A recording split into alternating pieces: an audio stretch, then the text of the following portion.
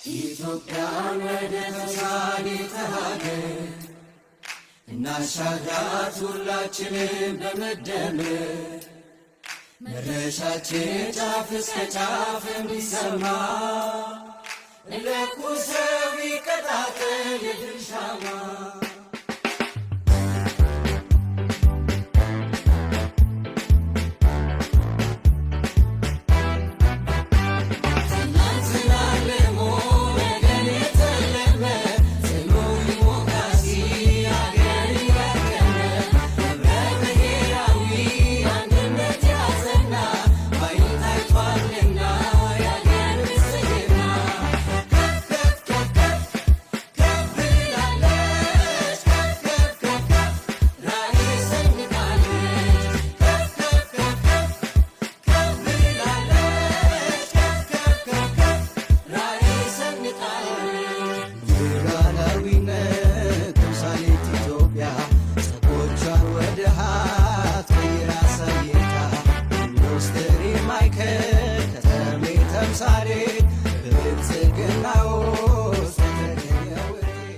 ተከበራችሁ የጋምቤላ ክልል በፌደራልና በክልል ደረጃ ወክላችሁ የምትወዳደሩ እጩ ተወዳዳሪዎች ክብራትና ክብራን በቅድሚያ የዚህ መርሃ ግብር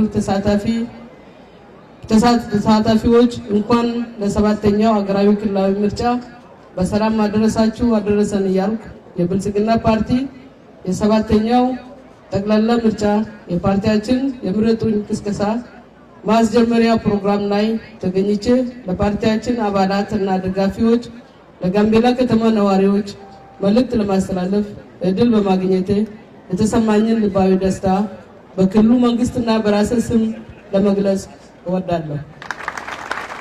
ክቡራትና ክቡራን የሰባተኛው ጠቅላላ ምርጫ የፓርቲያችን የምረጡኝ ቅስቀሳ ማስጀመሪያ ፕሮግራም ላይ ተገኝቼ ለፓርቲያችን አባላት እና ደጋፊዎች ለጋምቤላ ከተማ ነዋሪዎች መልእክት ለማስተላለፍ እድል በማግኘቴ የተሰማኝን ልባዊ ደስታ በክልሉ መንግስትና በራሴ ስም ለመግለጽ እወዳለሁ።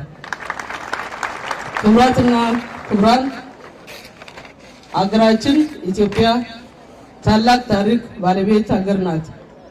ለሺዎች ዓመታት ማንነቷን ጠብቃ የኖረች በአፍሪካ ውስጥ የነጻነት ምልክት የሆነች በባህል፣ በቋንቋ፣ በሃይማኖትና በማህበራዊ ሴቶች የበለጸገች ሀገር ናት።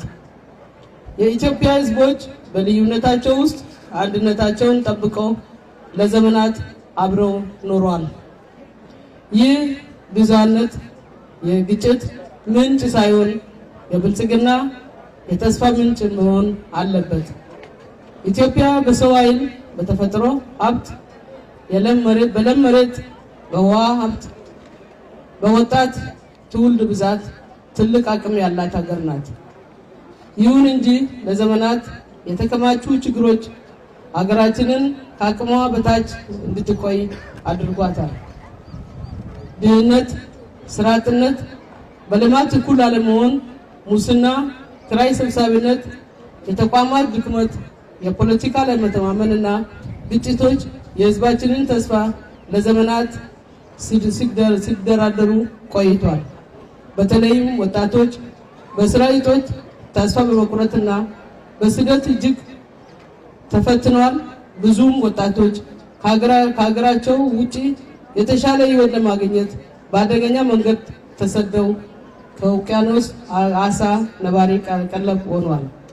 ብዙዎቹም በግጭት በውከት ውስጥ ተጠልፈዋል። ነገር ግን በአንድ በኩል እነዚህ አስከፊ ሁኔታዎች የኢትዮጵያ ዕጣ ፈንታ መሆን የለባቸውም።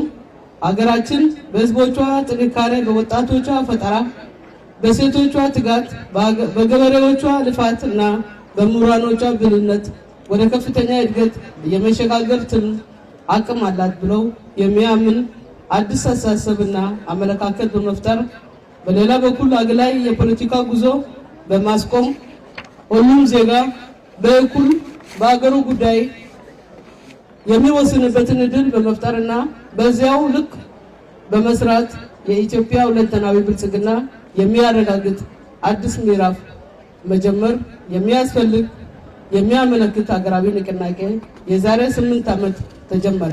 ፓርቲያችን ብልጽግና የሚከተለው የመደመር ሂሳቤና የተግባር ወይንም ፕራግማቲዝም ፍልስፍና ያቀደውን ያሳካ፣ ቃል የገባውን እየፈጸመ ከቀን ወደ ቀን ለማመን የሚያስችግሩ ተግባራትን እያከናወነ ኢትዮጵያን የአፍሪካ የብልጽግና ተምሳሌት ሀገር ለማድረግ እየሰራ ይገኛል።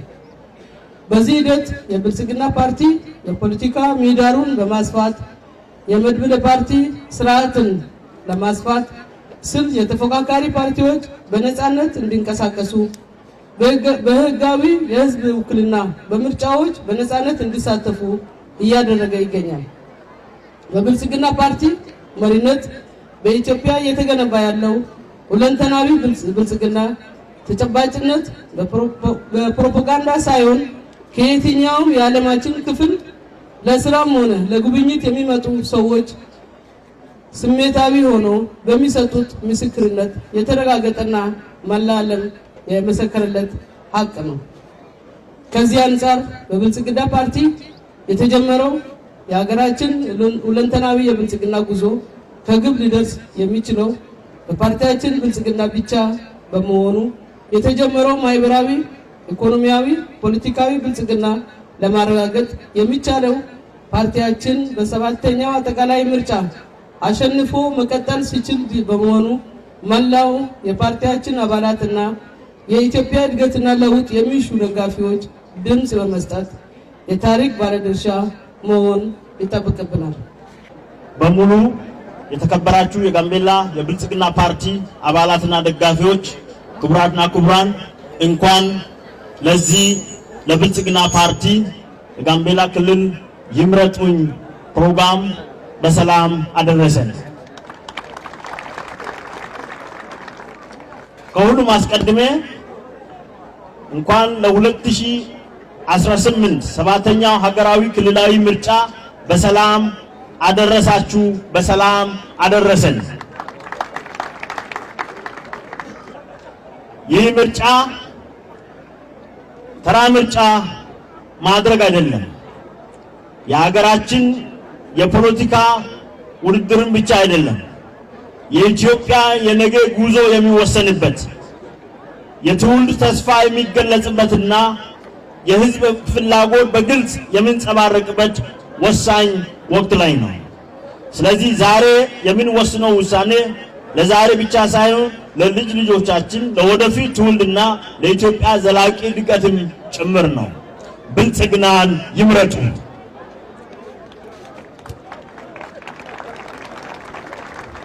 ዛሬ ሀገራችን በሁለት መንገዶች መካከል ቆማለች። አንደኛው ወደ ኋላ የሚመልስ በጥላቻ በመከፋፈልና በግጭት የተሞላ መንገድ፣ ሁለተኛው ደግሞ ወደ ሰላም፣ ወደ አንድነት፣ ወደ ልማትና ወደ ብልጽግና የሚመራ መንገድ ነው።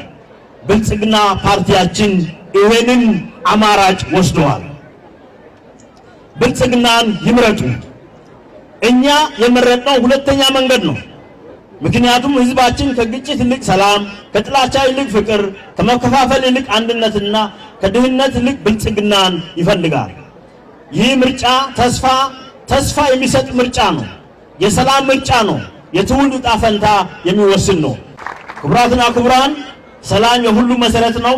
ግጭት በአመታት የተገነባ ልማት በጥቂት ቀናት ሊያፈርስ ይችላል።